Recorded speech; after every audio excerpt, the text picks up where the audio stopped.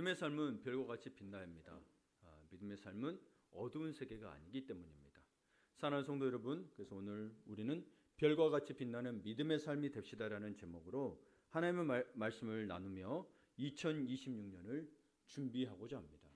늘 여러분 가정이나 교회나 공동체 가운데는 늘 목표의 말씀이 필요합니다. 그리고 이 말씀을 통해서 오늘 다니엘서에게 이걸 준비하며 다니엘서를 주셨고, 그리고 어떻게 하면 좋겠습니까? 적용하고자 했을 때 고린도서, 빌립보서를 그 마음에 감동을 주셔서 이 세 개를 엮어서 여러분에게 말씀을 드리고자 합니다. 귀한 은혜 있기를 바랍니다. 우리가 살아가고 있는 세상은 때로는 칠흑 같은 어둠 속에 있는 것 같습니다. 사실 그래서 그냥 사니까 사는 경우가 있다는 거죠. 사실 앞에 빛이 없다라는 거죠. 보이는 게 없다는 거죠. 그냥 살아간다는 거죠. 그건 어둠이라고 표현을 합니다. 그러나 여러분, 우리가 단순히 개인적으로만 있는 게 아니라 여러분 이미 우리 또 아픔을 시대를 겪었잖아요. 갈등과 분열, 경제적인 위기, 그리고 영적인 혼란이 우리를 에워싸고 있습니다.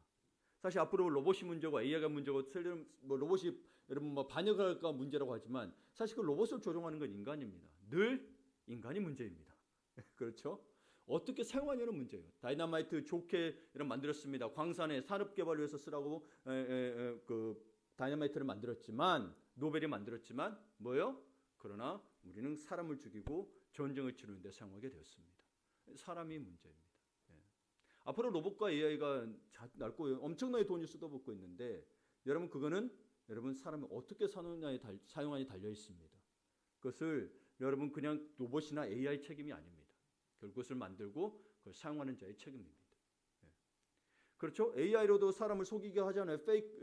얼굴 페이크 만들어가지고 가짜 만들어가지고 영상 올리고 하잖아요. 근데 그것은 뭐요? 가치 있게 또 유익하게 쓰는 사람이 또 아름다운 영상 만들어서 하더라는 거예요. 사람에게 달려 있다는 거죠. 그러니까 여러분 세상은 여전히 영적으로 혼란스럽다는 거. 어느 것이 진짜인지 모를 정도로 가짜가 판을 차고 있는 세상에서 성경은 우리에게 분명히 약속합니다. 세상이 어두울수록 빛은 더욱 선명하게 드러난다는 사실입니다.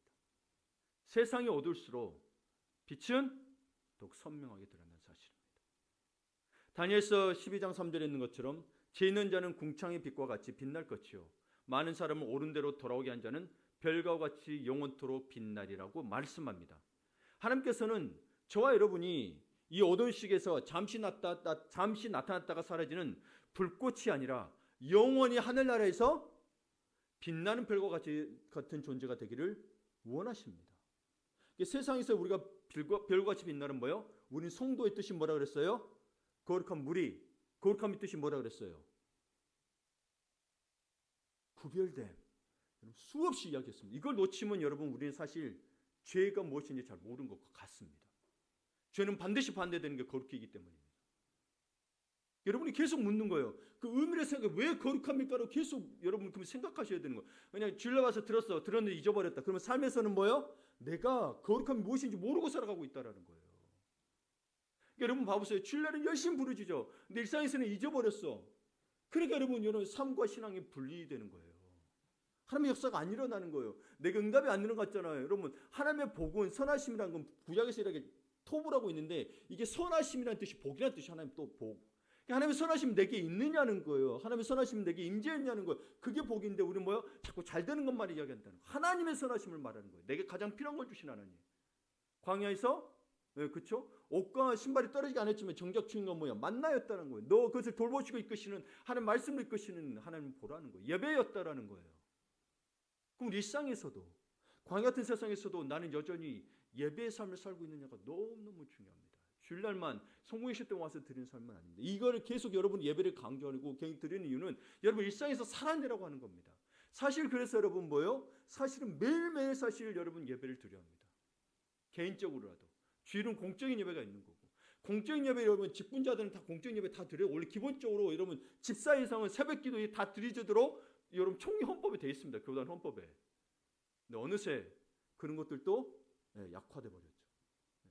직분을 준다는 의미는 모든 공적인 예배를 참석하라는 의미가 담겨져 있습니다. 여러 가지 사정들이 있을 수 있습니다만은 그러나 올 수 있음에도 불구하고 오지 않는 것은 여러분 여전히 우리는 이 세상에서 거룩함으로 살아가지 못한다는 걸 이야기합니다. 이 땅에서 여러분 교회가 여러분 거룩함을 잃어버리면 교회라고 말할 수 없기 때문입니다. 거룩함은 구별됨입니다. 세상을 떠나 살라고 말씀하지 않았습니다. 세상 속에서 살라고 말했어요. 그러나 세상과 구별되지 않냐면 너희는 성도가 아니라는 거예요. 요한복음에 그런 말씀이 있습니다. 그렇죠? 새벽 때도 이야기했지만 원수들도 자기 사랑한 자들은 사랑한다는 거예요. 근데 믿는 자들이 자기 사랑하는 자를 사랑하는 거고 미워하는 자를 사랑하지 않으면 그러면 세상 사람들과 원수들과 뭐가 다르냐는 거예요. 그렇잖아요. 그래서 요한 1, 2, 3서도 봐보세요. 그렇죠? 네가 하나님 사랑한다면서 형제를 사랑하지 않으면 어찌 하나님을 사랑한 것이냐.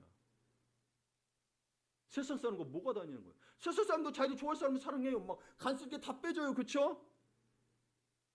누리도 사랑할 만한 사람한테 내 가족에게 간섭게 다 빼줘놓고 사랑한다. 아니 안 믿는 자도 한다는 거예요. 그럼 너희는 뭐가 달려야 되느냐? 원수도 너를 미워한 자도 용서할 줄 알아야 된다는 거예요. 너무너무 중요해요. 이게 여러분 풀려야 여러분 삶이 사실 풀리는 겁니다. 영적인 원리가 있다니 우리 삶은 늘 영적인 것과 같이 갑니다. 그냥 내 육적인 삶, 영적인 삶 따로가 아니라 왜 우리가 뭐요? 하나님이 거하시는 거룩한 성도 우리 육신이 이게 영적인 것과 우리 육신 삶을 같이 가는 거예요. 네. 영적인 것이 영성은 아니에요. 영적인 거 여러분 이 자리에 왔잖아요. 영적인 행동 하셨잖아요. 예배하셨잖아요. 옆에처럼 여러분 술 마시러 가고 노래 부르러 간 거 아니잖아요. 영적인 거 왔어요. 근다고 영성이 있다고 말할 수 있습니까? 영성은 여러분의 삶의 습관처럼 나오는 게 영성이에요. 여러분 위해서 뭐 저녁마다 뭐 기도하는 습관이 있다. 아침에 일찍 일어나는 습관이 이 습관이 됐을 때가 영성인 거예요. 그게 안 되면 영성이 아닌 거예요. 여러분도 그렇잖아요. 그렇죠? 내게 익숙해졌다. 그렇죠? 우리 보면은 봐봐요. 우리 일하신 분들 계세요? 우리 권사님들 중에 그럼 뭐요? 보지도 않고 막뭐 하고 있어요. 제조하시는 분 보지도 않고 뭐 우리는 보고 해야 돼. 어느 분은요 열매 따는데요. 저도 아무리 빨리 딴 동안인데 그분 저보다 2배 따요. 안 돼. 아무래도 안 돼. 그렇죠? 그게요. 그렇게 익숙해지는 것들이 영성인 거예요. 하나님 만난 게 익숙해졌냐는 거예요. 내가 예배 오는 게 갈등이 생기는 게 아니냐는 거예요. 예배 오는데 공짜인 예배 있는 거 오는 게 그냥 오는 게 영성인 거예요, 여러분. 고민 없이 오는 게. 근데 고민해. 올 때마다 고민해. 영적인 걸 했어. 영성은 안 써요. 그러나 그게 계속 반복이 돼야 영성이 되겠죠. 그러니까 여러분 우리가 정말 어느 때보다 우리는 성도여야 한다는 거예요. 구별되어야 한다는 거예요. 그렇다면 우리가 어떻게 해야 세상 속에서 별과 같이 빛나는 삶을 살 수 있을까요? 오늘 우리에게 3가지 빛이 필요합니다. 3가지 빛을 이야기할 텐데요. 내면의 빛, 관계의 빛, 영원한 빛입니다. 첫 번째, 내면의 빛입니다. 내면의 빛은 빌립보서 4장을 배경으로 했을 때 어떤 내면의 빛이냐? 내면의 빛은 무엇이냐? 주 안에서 기뻐하며 평강을 누리는 삶을 사는 것이 여러분에게 내면의 빛이 있는 겁니다. 이게 내면의 빛을 쌓는 것과 동시에 내면의 빛이 있는 거예요. 예. 별이 빛나기 위해서는 그 자체에 에너지가 있어야 빛이 납니다. 에너지가 없으면 그냥 여러분 아무 빛이 안 나는 돌과 같습니다. 그리스도인이 세상에서 빛나기 위해서는 우리 내면에 하나님이 주시는 기쁨과 평강이 가득해야 합니다. 여러분 빛이 없으면 뭐요? 어둠이 나타나죠. 얼굴이 새까매지고 어두워지더라는 거예요. 얼굴이 빛나려면 뭐 한다고요? 주님이 주신 기쁨과 평강이 있어야 된다고요. 여러분 그리스도인이잖아요. 주님의 기쁨과 평강이 무엇인지 생각하십니까? 교회 오면 온다고 생각하면 안 된다니까요. 교회 와서 주님을 찾으시고 그분과 그어야만이 이게 기쁨이고 평강기를 여러분 분별하게 되는 거예요. 가만히 있어서 주님이 너 이게 기쁨이야? 이게 평강이야? 알 수가 없어요. 왜냐하면 여러분 보세요. 어떤 사람은 어떤 말이 기쁨이 되고 어떤 사람은 기쁨이 안 돼. 내게 되는 말이 또 따로 있어. 각자 달라. 여러분이 주님을 만나는 자꾸 생각하시죠. 우리 여러분 깐나리 교우신 뭐가 필요할까? 여러분 보는 왜 울까 고민하는 것처럼 왜 주님은 나에게 기쁨과 평강을 원하실까? 주시기를 원하실까? 이걸 고민하셔야 되는 거예요. 그래야 내면의 빛이 나온다라는 거예요. 그래서 빌립보서 4장 5절을 빼고 4절, 6절, 7절을 보게 되면 주 안에서 항상 기뻐하라. 내가 다시 말하노니 기뻐하라. 아무것도 염려하지 말고 다만 모든 일에 기도와 간구로 너희 구할 것을 감사함으로 하나님께 아뢰라. 그러면 모든 지각에 뛰어난 하나님의 평강이 그래서 예수 안에서 너희 마음과 생각을 지키시리라. 자 여러분 기뻐하라고 했으니까 그 명령이 사실 기뻐하라가 여러분 중요하죠. 근데 여기 여러분 놓치지 말아야 할 게 뭐냐면 기뻐하라고 했잖아요. 그럼 우리에게 기뻐하라고 했는데 기뻐할 수 있는 핵심이 뭐냐는 거예요. 기뻐할 수 있는 핵심이 뭐예요? 주 안에서입니다. In Christ. 그러니까 우리의 빛은 환경에서 오는 게 아니에요. 근데 우리는 환경에 따라서 자꾸 빛이 났다 안 났다 하는 그건 진짜 빛이 아니에요. 가짜 빛이에요. 빛은 환경에서 오는 게 아니라 주 안에서 온다는 소리예요. 그래서 여러분 항상 기뻐하라가 가는 게 뭐예요? 주 안에 있을 때 가능하다는 거예요.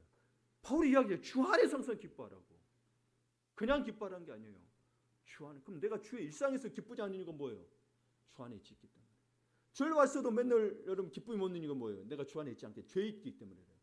회개만 하다 지쳐버려. 회개해야죠. 근데 진짜 회개되면 삶을 돌이키니까 기쁨이 온다니까요. 진짜로. 내가 회개가 했음에도 불구하고 내 기쁨이 없는 거 진짜 회개인가 돌이켜봐야 되고 내가 생각한 죄만 고백했을 수도 있어요. 성경에서 말하는 죄를 다 고백하셔야 돼요.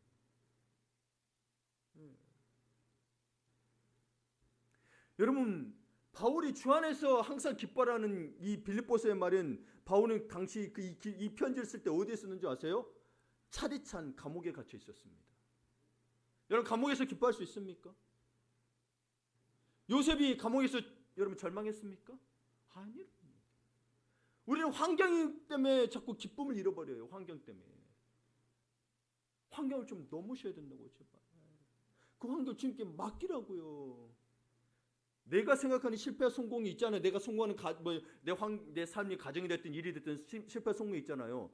그거를 그게 맡기는 거라니까요. 하나님 앞에. 내가 생각하게 해야만 우리는 성공하려고 하죠. 근데 주님께 내 삶을 맡겼다는 그조차 다 맡겨야 된다라는 거예요.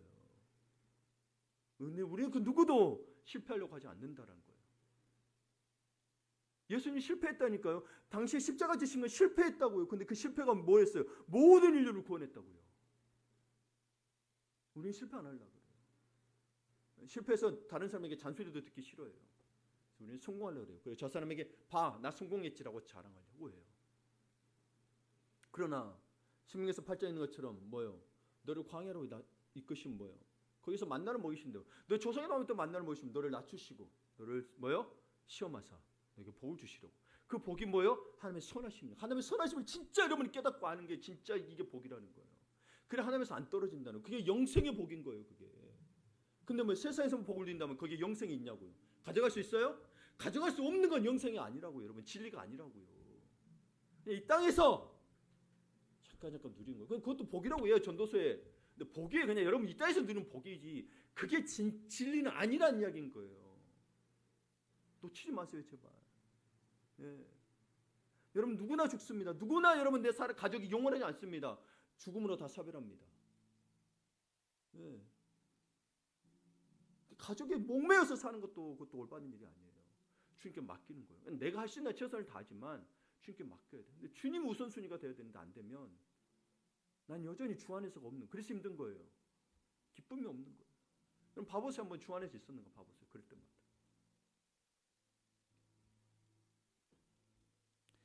여러분 객관적으로 보면 바울은 전혀 기뻐할 조건이 아니었지만 뭐요? 그는 기뻐했습니다.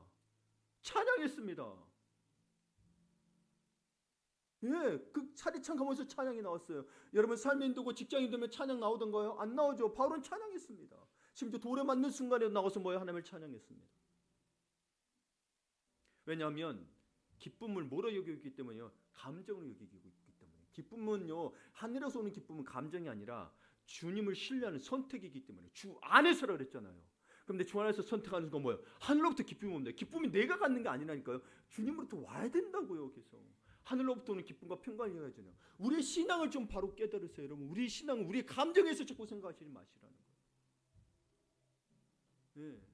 감정조차 맡겨요. 슬퍼하고 기뻐해요. 그러나 본질 진리는 알아야 돼요. 기쁨은 하늘로부터 오는 기쁨은 감정이 아니라 뭐예요? 내가 주님을 진짜 선택해야 오는 거예요. 환경은 바뀐 게 없어요. 그렇죠? 그 당시 예수 십자가 못 박혀서 죽으실 때 제자들의 환경 바뀐 거 없다니까요. 주님이 오히려 사라지셨어. 부활하셨는데 있을 것 같은데 뭐요? 40일 때 또 승천하셨어. 근데 그들은 그러고 나서 성령을 받고부터 뭐요? 더 이전보다 더 기뻐하고 즐거워하더라는 거예요. 네. 여러분 우리 신앙을 좀 바라보기를 바라요. 우리 진짜 유일한 신앙을 갖고 있는 거예요. 그러니까 여러분 우리는 그다음 뭐래요? 염려하지 말라 그랬잖아요. 그러니까 우리의 염려를 기도로 바꿔야 돼요. 우리 혼집으로 안 돼요. 그러면 기도해야겠죠. 염려를 기도로 바꾸어서 세상이 줄 수 없는 하나님 평강이 우리의 마음을 지킨다고 돼 있잖아요. 그렇죠? 아무것도 염려하지 오직 다만 모든 일이 김구로 그렇게 해서 아래라 그랬어. 그러면 그리하면 모든 지각에 뛰어난 하나님의 평강이 그리스도 예수 안에 여기도 그리스도 예수 안에서 너희 마음과 생각을 지키시리라. 그러니까 내 마음이 자꾸 흔들리고 넘어진 건 뭐 때문인 거예요? 주 안에서가 아니기 때문에. 우리 놓쳐요. 자꾸 내가 예배드리고 내가 기도하고 있으니까 주 안이라고 생각해요. 주 안이에요. 내 방식이에요. 내가 만나고 싶을 때 만나요. 그러나 주님을 내 마음 그리스도를 보게 되면 주님은 우리를 늘 만나기를 원하신다는 사실. 그 주님은 마음을 알고 만나셔야 되는 거예요. 내 새벽기도 나가줄게, 예배 나가줄게. 야 우리 교회 작지만 내가 피곤하지만 왔어. 이게 아니라 주님이 나를 늘 기다리고 있는 거라니까요. 여러분은 하나님을 위대하신 하나님을 믿고 있는 거잖아요. 근데 자꾸 뭐 내가 나가줄게를 생각해. 그러니까 예배에 늦게 오는 거예요. 여러분 주님이 우리를 기다리고 계신다고요. 어디서는 만날지 있지만 주님이 교회 머리가 되셨다고 이야기해요. 주님은 교회에서 만나시겠다고 말씀하세요. 공동체 가운데서 만나겠다고 말씀하세요. 왜요? 교회 머리라고 말씀하셨다. 그러니까 여러분 성경은 원리가 다 들어있어요. 근데 우리가 자꾸 그것들을 묵상을 안 해. 그냥 나만 열심히 하면 되겠다. 근데 세상도 이야기죠. 열심히만 해갖고 안 된다. 뭐예요? 잘하라 그러잖아요. 그렇죠? 열심히 안 해도 돼. 잘하라 그래요. 봐보세요. 그렇죠? 여러분 안 들어봤어요? 그 유행가 됐다니까요. 드라마에서도 그렇죠. 여러분 봐보세요. 여러분 직장에서 봐보세요. 열심히 하는데 뭐예요? 못하면 여러분 자꾸 물건 자꾸 에러 난다 생각해 보세요. 뭐다가 올 거예요? 에러하지 말아 올 거잖아요. 그건 잘하는 의미잖아요. 네. 신앙도 마찬가지예요. 무식하게 열심히 말하는 이야기가 아니에요. 진짜 하나님을 만나서 진리하는 가면 여러분 원래 1시간, 2시간 기도하는 거 30분만 해도 괜찮다니까요. 근데 뭐 어려워요. 주님만이 진짜 만나잖아요. 주님이 넘어주니까 기도 양이 오히려 늘어나. 그게 신앙의 원리예요. 로마서에서 이야기하고 있는 게 그거예요. 이 정도면 충분해가 아니에요. 늘 부족해. 늘 주님 찾아요. 늘 주님 찾아요. 스펄전 목사님이 영국에서 가장 행복한 사람을 찾으려면 왕궁이 아니라 기도로 평강을 누리는 가난한 성도의 집으로 가라 그랬어요. 그래서 스펄전 목사님 19세기 유명한 세계적인 설교가잖아요. 그렇죠? 기도로 평강을 누리는 부자 집 말고 가난한 집으로 가라 그랬어요. 3번은 아주 가난하지만 늘 얼굴에 광채가 나는 할머니 성도님께 누군가 물었습니다. 일상에서 우리가 물었던 거예요. 그것들 보고 한 성도가 물었어요. 여러분 가끔 예배 드리고 나면 얼굴에 빛이 나는 분들이 있습니다. 뭐가 임한 거예요? 하나님의 평강이 임한 거예요. 그래서 그걸 물었대요. 어떻게 그렇게 평안하십니까? 라고 했더니 할머니가 대답해요. 내 안에는 평강의 왕이 사시기 때문에. 평강의 왕이 뭔 줄 안다라는 거죠. 여러분 주님을 그냥 내 기도만 들으신 분 알았지 평강의 왕으로 한번 모신 적이 있습니까? 주님을 모르면 우리 믿음의 내용이 없다니까요. 여러분 누차 이야기하지 마라. 사가족반이 그 믿음의 내용을 계속 강조하고 해요. 믿음의 내용. 폭풍과 몰아쳐도 바다 깊은 곳에 고요한 것처럼 바다 깊은 곳은 고요한 것처럼 내 영혼의 깊은 곳은요. 세상에 아무리 핵전쟁이 일어나도 뭐요? 주님의 평강으로 가득하다라는 거예요. 이 할머니의 평강이 바로 어둠을 밝히는 별의 빛인 그게 뭐요? 여러분의 얼굴로 나타나더라는 거예요. 왜요? 거룩한 영이 거하시니까 주님의 평강과 기쁨이 있으니 여러분 주님의 평강과 기쁨이 있네 내 얼굴이 인상 쓰고 있다. 임한 건가요? 아니라니까요, 여러분. 영성이구나. 영성이 내 안에 주님의 영이면 그게 내 영성이 됐는데 그게 다른 걸로 나타난다고요? 아니라니까. 여러분, 사실 신앙은 원래 단순해요, 진짜. 주님 주시면 그냥 그건 거예요, 그냥. 그럼 하셨어? 그럼 그냥 그건 거예요. 복잡한 게 사실 아니에요. 근데 우리는 복잡한 하나님 복잡한 거 내가 복잡해서 그런 거예요. 고민 많고 걱정 많고 걱정 안 하는데 근데 뭐요? 이미 걱정하고 있다니까요. 미래에 대한 두려움들, 오늘 뭐 할까부터 두려움들, 뭐 먹을까부터 염려부터 시작해서 우리가 끊임없이 걱정합니다. 네. 여러분 그러니 염려의 목록을 기도의 목록으로 바꾸시길 바랍니다. 네. 오늘 나를 괴롭히는 걱정거리가 있다면 그것을 정리해줬고 그 옆에 하나님 이 문제를 주님께 맡깁니다라고 선포하며 기도로 올려드리세요. 네. 진짜 맡기셔야 돼요. 근데 자꾸 그것 때문에 걱정의식하지. 걱정의식 안 해야 맡긴 거라니까요. 아무리 그렇게 힘들어도 내가 당장 내일 이자를 갚아야 될지 할지라도 뭐요? 그냥 맡겨야 돼. 내가 감옥에 간다는 각오하고 내가 맡겨야 되는 거예요. 예. 그런 거예요, 여러분. 예. 난 우리 자녀한테 네가 범죄했다. 감옥에 갈 각오해라. 죄의 대가는 치러야 된다. 대신 아빠는 너 안 버린다. 예. 그게 신앙의 자세예요. 막 이 죄를 범했는데 막 변호사 어떻게 써가지고 죄를 피하게 하려고 그 대가를 안 피해가려고 그게 정말 그리스도니까요? 그게 자식 사랑일까요? 예. 내 자신만 자식인가요? 질서를 깨는 거는 여러분 다른 사람에게 피해를 주는 거예요.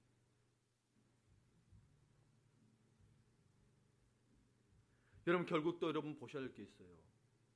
당신의 내면의 평강은 뭐로 표현되는지 아세요? 언어로 표현됩니다. 내 언어를 보면 내 마음에 평강이 있는지 없는지 알아요. 당신의 언어를 표현하는 당신의 마음은 분노입니까? 평강입니까? 일상에서 여러분이 가장 많이 사용하는 언어를 보면 알 수 있습니다. 그렇죠? 그게 여러분의 지금 뭐예요? 상태예요.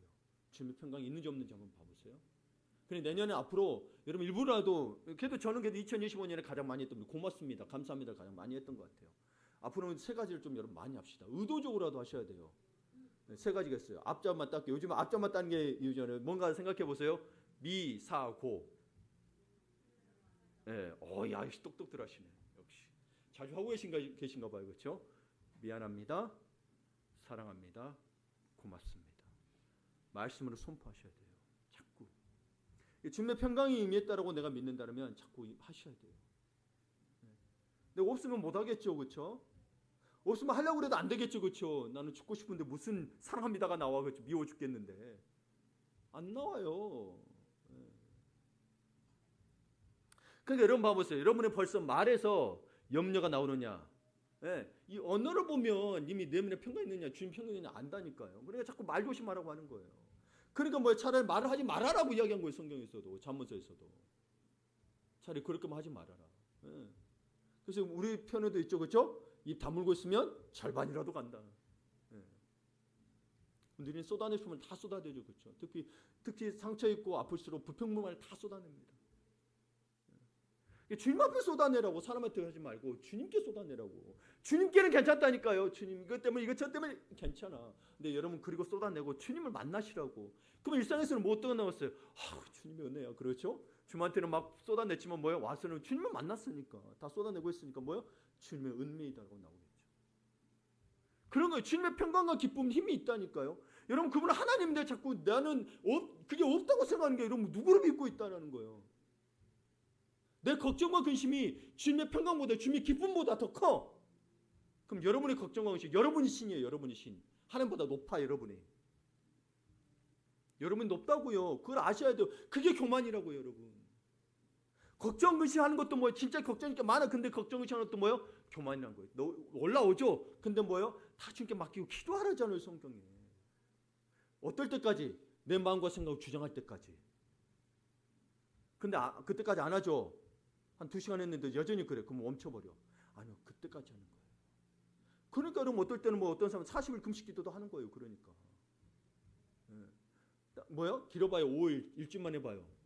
걱정 근심 뭐 하나도 안 나와. 배고파 죽겠으니까. 생각해보세요. 내가 지금 죽게 생겼다니까요. 내가 죽게 생겼다고.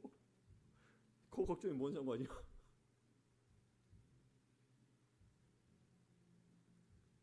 그리고 또한 빌립보서 4장 5절의 말씀이 있죠. 너희 관용을 모든 사람에게 알게 하라. 주께서 가까우시니라. 우리의 관용을 모든 사람에게 알리는 구체적인 친절을 베풀어야 합니다. 관용으로 번역된 에피에이케스는 적절하고 부드러우며 친절한 태도를 뜻합니다. 적절하고 부드러우며 친절한 태도를 뜻합니다. 이는 단순히 참는 것이 아니라 타인의 허물을 덮어주고 양보하는 너그러움입니다. 타인의 허물을 덮어준다. 자, 이게 관용이고 용서인데 여러분 빌립보서 4장 5절의 말씀을 여러분 다시 한번 생각해 보세요. 너희 관용을 모든 사람에게 알게 하라. 주께서 가까우시니라. 왜 우리가 관용해야 할까요? 모든 사람이 알게 하기 위해서요? 아니요. 그걸로는 여러분 세상 사람들도 합니다. 뭐 때문이에요? 주께서 가까우시니.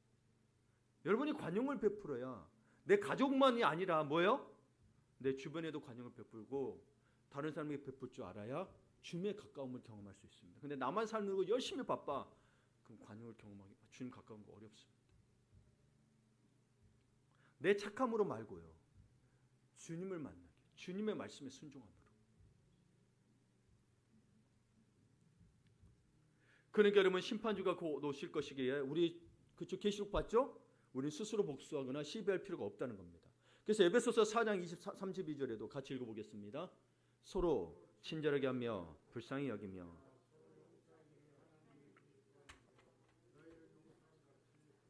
아멘. 이사가 알았지? 서로 친절하게 하며 불쌍히 여기려. 이 말씀이 있으세요. 우리 자녀들도 싸워요. 계속 이야기합니다. 그럼 왜 용서해야 되는 거예요? 제가 이번 새벽주기도에도 계속 용서에 대해서 이야기했죠. 왜 용서해야 되는 거예요? 주께서 가까우시기 때문에. 그러니까 용서가 안 되면 여러분 다른 문제가 해결이 안 된다니까요. 용서. 최소한 여러분 그 사람에서 기도하셔. 내가 여러분 용서하니까 그 사람 가서 내가 다 도와주는 의미가 아니에요. 최소한 뭐요? 내가 힘들지만 그래도 기도라도 해줄 수 있어야 돼요. 그 사람의 문제는 그 사람이 잘못, 그 사람이 주님과 관계에서 해결해야 될 거 아니에요. 그래야 나한테도 용서를 빌 거 아니에요. 그걸 깨닫지 못하면 여러분 괴로운 건 여러분인 거예요. 내가 용서 못하니까 괴로운 건 나예요. 그래서 여러분에게 용서하라고 하는 거예요. 그 사람은 모른다니까요. 여러분은 마음만 괴로운 게 여러분이라니까. 그럼 여러분 뭐예요? 삶이 피폐해져요. 생각날 때마다 분노가 올라와. 그렇죠? 세상 사람 뭐예요? 그 성질나서 뭐예요? 밤마다 마셔. 몸 망가지죠. 근데 우리 성경에서 왜 용서하라는 거예요? 주님께서 가까우시기 때문인 거예요. 근데 내가 용서해야 주님과 가까워져. 용서 안 된 상태에서는 주님 아무리 찾아봐야 주님이 뭐다. 왜요? 그분은 거룩하니까. 십자가로 다 용서하셨는데 나는 용서를 못해. 그럼 뭐예요? 그분이 어떻게 들어오겠냐고요. 주의 보혈로 말미암아 우리가 하나님께 나가는 은혜를 받는데, 그렇죠? 주의 보혈은 뭐예요? 용서와 사랑이잖아요. 십자가는. 근데 내가 주의 보혈이 없어, 용서가 없어. 어떻게 하나님을 만날 수 있어? 영적 원리라니까. 그러니까 우리 여러분에게 얘기한 게 시험 15분인데 다 용서해야 돼. 안 그러면 난 주님 만나는 게 힘들어요. 뇌물 안 되니까 뭐예요? 주님만이 주 안에서 하라는 거예요. 주의 보혈을 의지해서 하라는 거예요. 남편도 아내도 자녀도 뭐예요? 용서하라는 거예요. 안 그러면 여러분이 괴롭다니까. 정작 그렇게 죄를 지은 사람은 잘 모른다니까요. 누차 이야기하지만. 그래서 우리를 위해서 우리 보고 용서하라는 거예요. 사실은. 물론 그 사람을 위해서도 담겨져 있습니다만. 용서가 안 하면 계속 악순환이 반복됩니다. 내 마음은 분노로 차고 주님이 들어올 자리가 없어. 미움이 차고 주님의 십자가 들어올 자리가 없어. 그러니까 뭐에 나는 은혜가 없는 것 같죠. 그렇죠? 어느 순간에 다 환하게 잊어버렸는데 뭐 그게 들어오는 순간 뭐에 다 또 빠져나가 버려. 반복됩니다. 고통스럽습니다.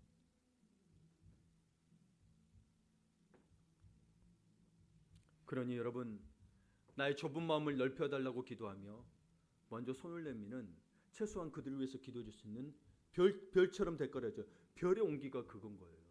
용서하는 게 별의 온기고 우리가 별처럼 되기 위해서는, 세상의 빛처럼 되기 위해서는.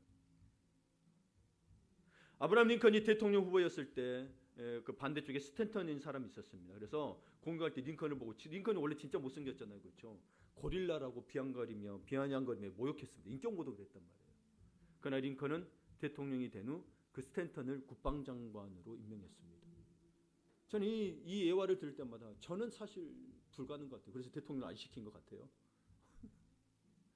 뭐 그래서 대통령 되고 안 되고는 안 되는 건 아니나 저 개인적으로 볼 때 너무너무 어려워요. 여러분, 나를 욕한 사람은 여러분 자기 밑에 수하로 그 국방장으로 세운다는 건 보통 일이 아닙니다.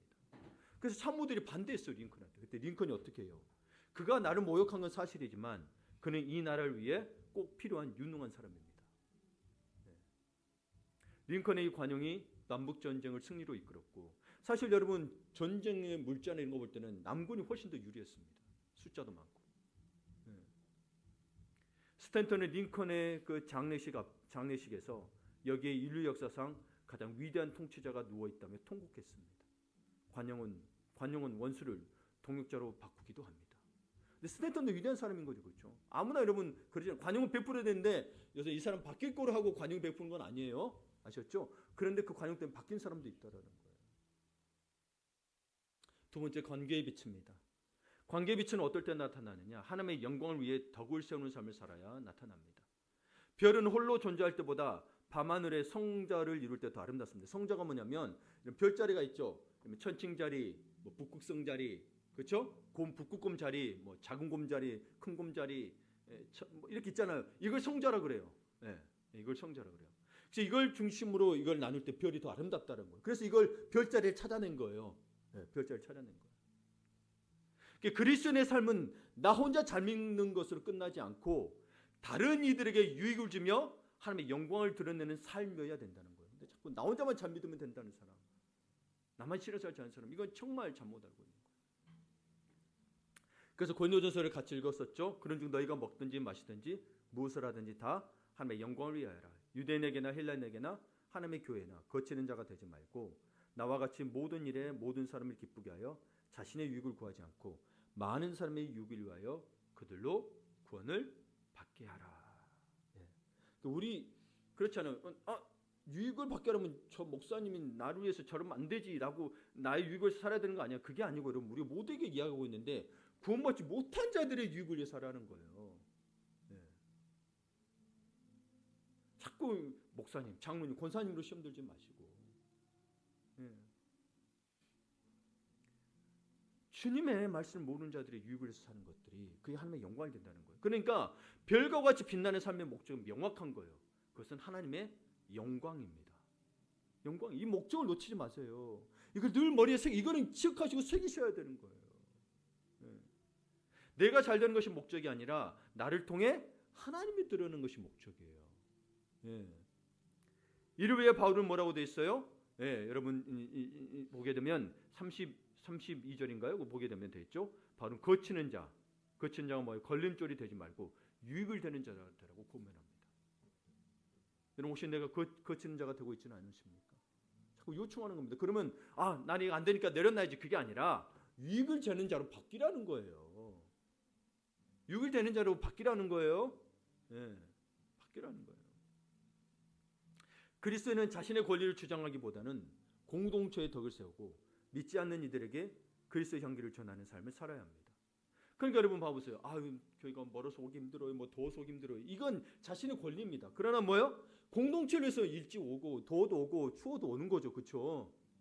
네. 자꾸 자기 권리만 주장하면 싸움이 되죠. 그럼 믿지 않는 이들에게는 그리스도의 향기가 전해질까요? 믿지 않는 자들도 여러분, 사장님 뭐요? 일꾼인데 늦게 오는 사람 쓰겠어요? 일찍 오는 사람 쓰겠어요? 일찍 오는 사람 쓰는 거예요. 네. 여러분이라면 어때요? 여러분이 사장님이라면 일을 9시 시작해 8시 50분이나 30분 오는 분 쓰겠어요? 아니면 9시 10분에 오는 분 쓰겠어요? 네, 일찍 오는 분 쓰는 거예요. 네. 믿지 않는 자도 그러는데 삶을 믿는 자들은 막 자꾸 비성실해지고 시간을 하찮게 여기면 안 돼요. 여러분, 예배를 여러분 이 시간을 여러분 그러시면 안 돼요. 저는 그게 마음이 아파요. 자기 걸 위해서는 뭔가 약속 있으면 가잖아요. 그렇죠? 그 시간 맞췄어. 그런데 왜 주님 만나는 시간을 자꾸 어기려고 그래요? 늘 정해져 있는 시간인데. 그러시면 안 돼요, 여러분. 그게 마음에 나오는 거예요. 그걸 신앙을 뭐요? 해도 되고 안 해도 되고 여기면 안 돼요. 신앙은 꼭 해야 되는 거예요. 율법적으로 되지 말라는 건데, 근데 은혜 안에 있으면 뭐요? 지키고 싶어진다니까요. 주님의 사랑은 뭐요? 그 말씀에 따르고 싶어지는 거예요. 그냥 자꾸 이야기하는 거, 그 주님의 사랑하는 마음으로 자발적이 돼야 된다. 또 이거 강요할 수는 없어. 설교 때는 이야기하지만 평상시에는 강요할 수가 없어. 여러분, 다른 걸로 성공하는 게 아니에요. 진짜 주의 말씀대로 해보세요. 주님 사랑해보세요, 진짜로. 그럼 내 삶이요. 여러분, 우리가 뭐 좋은 회사 들어가고 막 이러고만 되는 게 아니라, 여러분 때로는 안 좋은 데 가도, 여러분 선교사님들이 그럼 다 잘못됐나요? 선교사님 대부분이 못 사는 나라 가잖아요, 그렇죠? 그래서 핍박당하잖아요. 그럼 선교사님들이 잘못된 삶을 산 건가요? 실패한 건가요? 우리는 자꾸 근데 그것들을 우리 일상에서도 그런 일이 닥칠 수 있는 건데, 하나님 그걸 통해서 다른 뭐요? 안 믿는 자를 구원하거나 혹은 뭐 힘든 자들 세우시려고 하는 거, 그런 상권에서 힘든 자가 있는 거잖아요, 그렇죠? 저기 부유한데 힘든 자가 있겠냐고요. 생각해 보세요. 교만한 자만 있지. 생각해 보세요. 우리가 그래서 자꾸 그런 길로 가게 되는 경우는 영혼구원이 목적이 돼 있는 거기 때문인 거예요. 내가 여러분 자꾸 못해서 실패하고 하나님 나 그 길로 인도해 주시네, 사업을 성공 길로 안 인도해 주시네, 나를 부자 안 만들어 주시네, 이거를 여러분 세상 사람처럼 생각하니까 그런 거예요. 거기에 여러분 성공하고 부자 되는데 그 정말 마음에 가난한 자가 있겠냐는 거예요. 그러니 부자가 천국에 드는 것이 낙타가 바늘기 통과하는 것보다 어렵다고 이야기하는 거예요. 정말 절망하고 아파하고 실패하는 자들에게 그 가운데 하나님이 우리를 보내시는 거예요. 그래서 그러니까 너희 보고도 가라고, 너희도 실패해보라고, 너희도 아파해보라고 하는 거예요. 왜? 영원구원이 우리의 목적이니까. 그러니까 예수님이 십자가 지신 거예요, 여러분. 예수님 십자가 안 지셨으면 우리에게 구원이 없죠.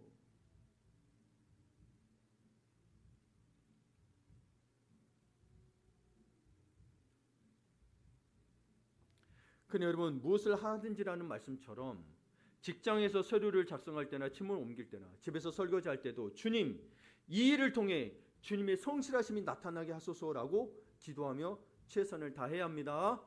예, 2026년에는 그렇게 하셔야 돼요. 여러분의 삶을 바꾸셔야 돼요. 자꾸 그냥 내 편하게 있으면 하는 게 여러분 신앙이 아니라니까요. 아무 문제가 없는 게 신앙이 아니라고요. 나를 바꾸셔야 돼요. 사업이 잘 되고 뭐가 잘 되고 둘째예요. 여러분 망해도 괜찮아요. 이 말에서 죄송합니다. 안 망하기를 바라지만 정말 내가 먼저 주님을 만나고 여러분 만나기로 하고 주님 안에서 정말 성공하기로 한다면 여러분 주님을 정말 만나셔야 돼요.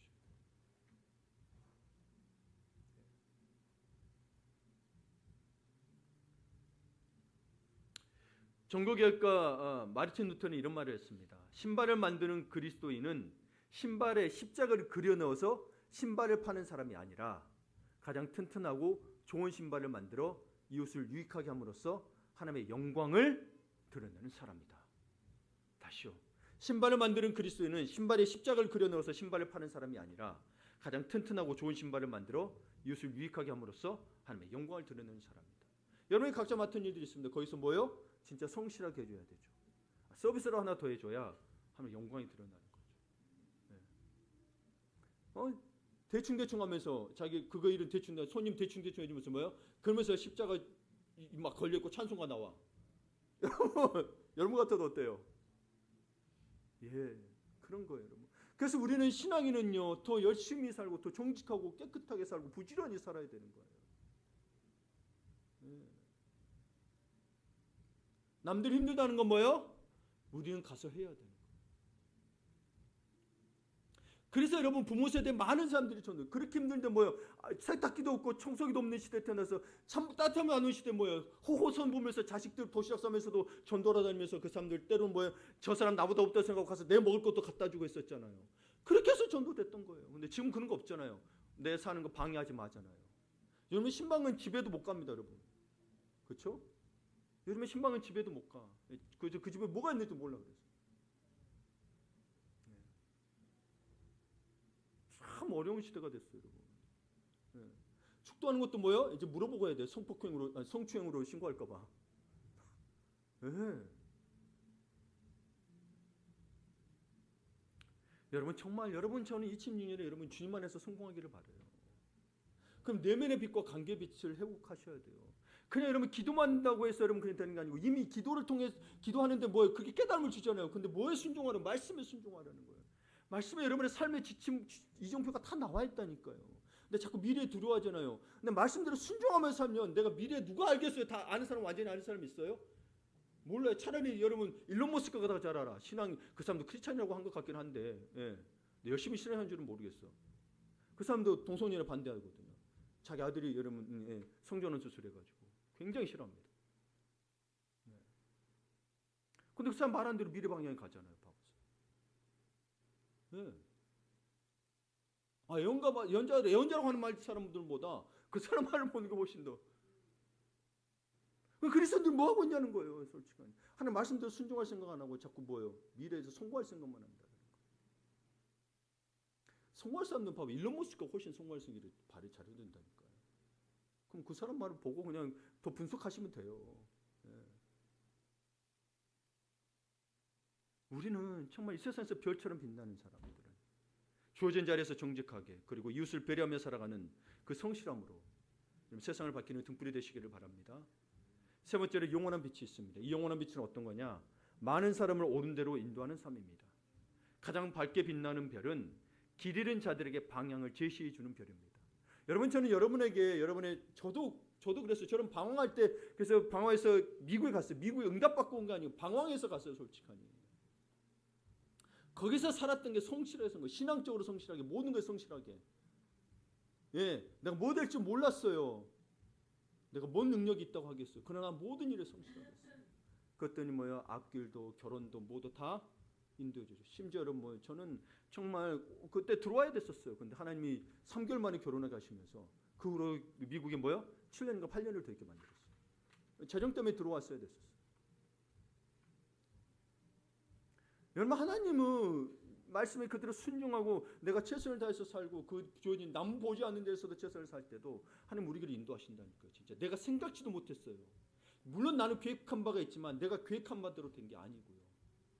나의 계획은 진짜 뭐예요? 정말 작았어요. 근데 하나님 나를 위해서 더 큰 걸 준비하고 계시더라는 거예요. 근데 우리는 우리 거 안 해준다고 자꾸 뭐예요? 하나님 앞에 응석 부리고 뭐예요? 징징 짜더란 거예요. 나 그것보다 더 큰 걸 준비하고 계시는데.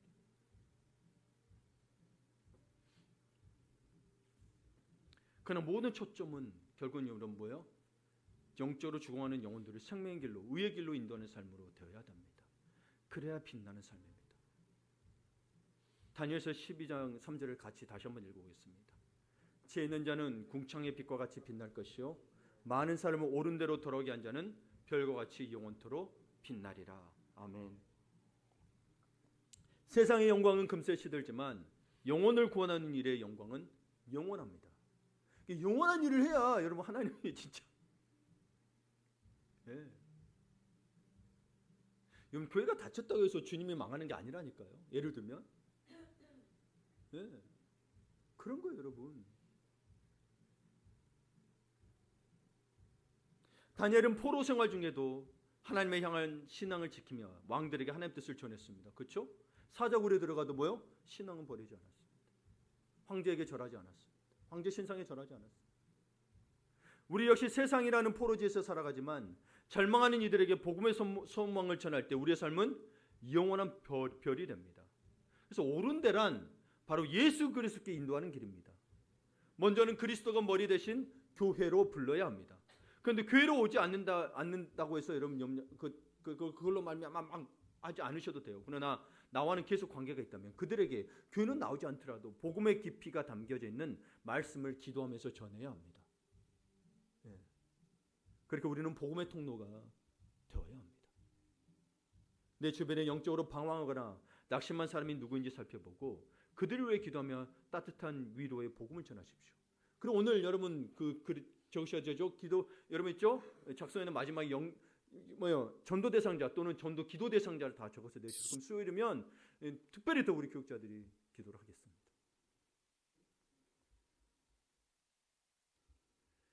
여러분 다니엘이 지혜로웠던 것처럼 우리도 실력을 갖추고 성품을 다듬어 사람들이 우리를 보고 당신이 믿는 하나님을 나도 알고 싶다라고 말하게 되는 삶의 전도자가 됩시다. 북극성은 항해사들에게 영원한 이정표입니다. 다른 별들은 위치가 변하지만 북극성은 그 자리를 지키며 길을 안내합니다. 그 자리에 있어요. 우리 그리스도인들이 세상에서 북극성 같은 존재가 되어야 된다는 거예요. 19세기 미국의 전도자 D.L. 무디는 원래 구두수송공이었지만 한 주일학교 교사의 인도로 예수님을 만난 후 많은 영혼을 주님께로 인도했습니다. 그를 인도했던 이름 없는 교사 그리고 무디 자신 모두 오늘날 하늘에서 별과 같이 빛나고 있을 것입니다. 여러분이 맡은 직분 소리 여기지 마십시오. 특별히 교사분들 소리 계시면 안 됩니다. 그 한 명이 어떻게 전할지 몰라요. 그 맡겨진 직분을 감당하지 못 여러분 성실하게 일이 있어서 못 오는 건 뭐 어떻게 어려우면 못 할 수 있어요. 그러나 내가 이유를 만들어서 할 수 있는데 몸선순위가 되지 않는다라면 여러분 모든 일에 성실하지 못합니다. 예. 하나님 일에 우선순위가 되려 성실하지 못하는 어떻게 다른 곳에 성실할 수 있단 말이에요. 그럼 압니다. 사람들도 저 사람 성실하지 못한 거. 믿지 않는 사람도 알아요. 그거는 그냥 영적으로 분별한다고요? 아니 그건 여러분 그냥 보면 알아요. 그가. 예. 여러분 영혼 살리는 일에 투자하는 인생이 가장 가치 있는 인생입니다. 놓치지 마시기 바랍니다. 말씀을 맺겠습니다. 사랑하는 성도 여러분, 하나님께서는 오늘 우리를 향해 너희는 세상의 빛이다라고 선포하셨습니다. 예. 그러므로 첫째, 빌립보서 4장의 말씀처럼 염려를 기도로 바꾸며 내면의 평강을 회복합시다. 내면의 평강을 회복하셔야 돼요. 염려, 불평, 걱정 다 지금 내려놓으시라고요. 근데 아직 여러분 수없이 하게도 그 염려, 불평, 걱정을 안 버리셔. 그러니까 마음에 평강이 없어요. 눈 뭔가 차 있어. 분노와 아픔과 상처가 가득 차 있어. 원망이 차 있어. 둘째, 고린도서 10장의 말씀처럼 모든 일을 하나님의 영광을 위해 행하며 이웃의 덕을 세웁시다. 그럼 미래에 대한 두려움도 없죠. 그냥 미래 일 여러분 뭐 할지 모르는데 그냥 뭘 하든 하나님의 영광에서 하다 해보십시오. 그러면 진짜로 하나님 인도하신다니까요. 여러분 우리 학생들끼리도 다 인도해. 그럼 여러분 뭘 하든 상관없어. 시인이 되든 뭐 과학자가 되든 뭐 의사가 되든 뭐 청소부가 되든 상관이 없다니까요. 하나님 거기 함께 계시니까. 하나님 그리고 사용하셔. 내가 모르고 또 내 욕심 따라 악한 길로 가더라도 하나님을 의지하고 있으면 거기서요 빼내 주셔요. 진짜로 빼내 주셔요. 근데 우리 욕심이 끊임없이 고집하니까 우리는 거기서 못 빠져나오는 거예요. 그리고 셋째, 다니엘서 12장의 말씀처럼 죽어가는 영혼들을 주님께로 인도하여 영원히 빛나는 별이 됩시다. 예. 밤이 깊을수록 그리고 추울수록 별은 또 밝게 보입니다. 지금 세상은 뭐요? 어둡고 춥죠. 그럼 뭐가 더 빛나요? 별이 더 빛나요. 여러분이 더 빛날 때라는 거예요. 같이 세상의 사람처럼 염려하고 걱정하고 세상처럼 휩쓸려서 내 마음대로 행동하지 마시고 삶의 주인 예수 그리스도이신데 자꾸 세상처럼 여러분이 세워서 여러분이 계획해서 여러분이 고집 피우지 마시고 그러니 어두운 거예요. 빛이 안 나는 거예요. 여러분 별이 정말 빛난 인생 됩시다. 진짜 주님 우리를 빛으로 부르셨다 그랬잖아요. 그럼 별처럼 부르셨다는 건데 왜 나는 별이 되지 못할까? 염려 걱정하지 마시고 내가 주의 말씀대로 하고 있는지 좀 돌아보라는 거예요. 예.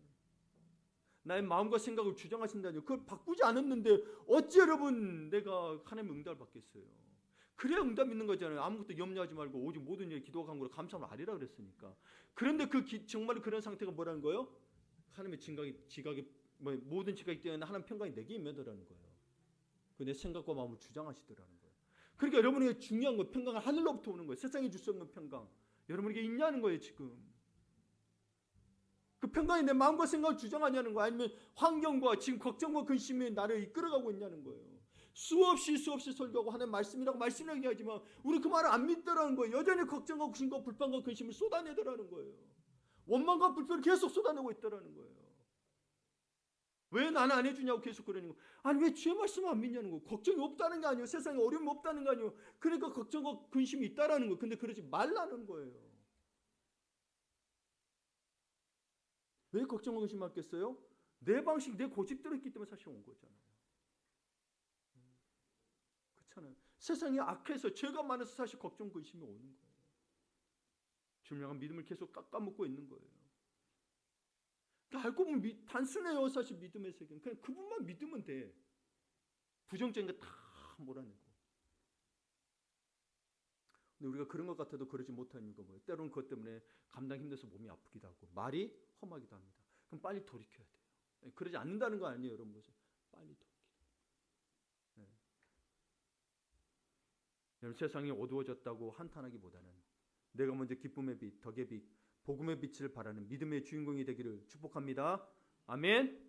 아멘. 2026년 한 해는 여러분이 발걸음을 옮기는 곳마다 하나님의 영광이 별처럼 찬란하게 빛나기를 주님의 이름으로 마음 다해 축원합니다. 아멘. 네, 기도하겠습니다.